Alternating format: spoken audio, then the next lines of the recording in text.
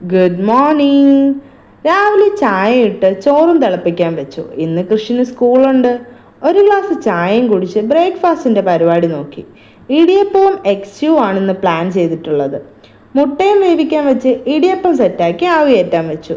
കറി ഉണ്ടാക്കാൻ ഓയിൽ ഒഴിച്ച് കടുക് പൊട്ടിച്ച് ഒരേലക്ക, ചെറിയ പട്ട, ഗ്രാമ്പൂ ഇതൊക്കെ ഇട്ടു.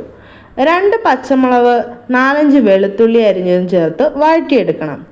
പച്ചമുളകും വെളുത്തുള്ളി നല്ലപോലെ വഴണ്ടി വരുമ്പോൾ അതിലേക്ക് ഒരു വലിയ സവാള നൈസായിട്ട് അരിഞ്ഞത് ചേർക്കാം. ഞാൻ ഇതിൽ കിഴങ്ങ് ചേർത്തിട്ടുണ്ട്.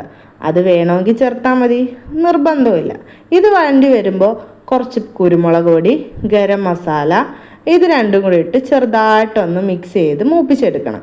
അതിലേക്ക് തേങ്ങാപ്പാൽ ഒഴിച്ച് ചെറുതായിട്ട് തിള വരുമ്പോഴത്തേനും കുക്കർ അടച്ച് 2 വിസിൽ വരുമ്പോൾ കറി റെഡിയാവും. അങ്ങനെ ബ്രേക്ക്ഫാസ്റ്റിൻ്റെ കാര്യം അവിടെ കഴിഞ്ഞു. ഇനി ഇത് ഇവനെ കൊണ്ട് കഴിപ്പിക്കുന്നതാണ് വലിയ പരിപാടി. അങ്ങനെ അവൻ്റെ അടുത്ത് ഓരോ കാര്യമൊക്കെ പറഞ്ഞ് ഫുഡൊക്കെ എങ്ങനെയെങ്കിലും വായിൽ വെച്ച് കൊടുത്ത് സെറ്റാക്കി. മോന് ചോറ് കൊണ്ടുപോകണം. അതിൻ്റെ തിരക്കിലായി. പിന്നെ വൻപയർ തോരനും വെച്ച് ഒരു മുട്ടയും പൊരിച്ചു. ഫ്രിഡ്ജിൽ മത്തി ഇരിപ്പുണ്ടായിരുന്നു. അതെടുത്ത് ഉച്ചക്കത്തേക്ക് കറിയും വെച്ചു. എല്ലാം റെഡി ആയി കഴിഞ്ഞപ്പോൾ അവൻ്റെ ലഞ്ച് ബോക്സിൽ കുറച്ച് ചോറും പയർ തോരനും ഓംലേറ്റും ഒക്കെ വെച്ചിട്ട് ചോറ് മാത്രം സെറ്റാക്കി. അവൻ മീൻകറി കൂട്ടില്ല.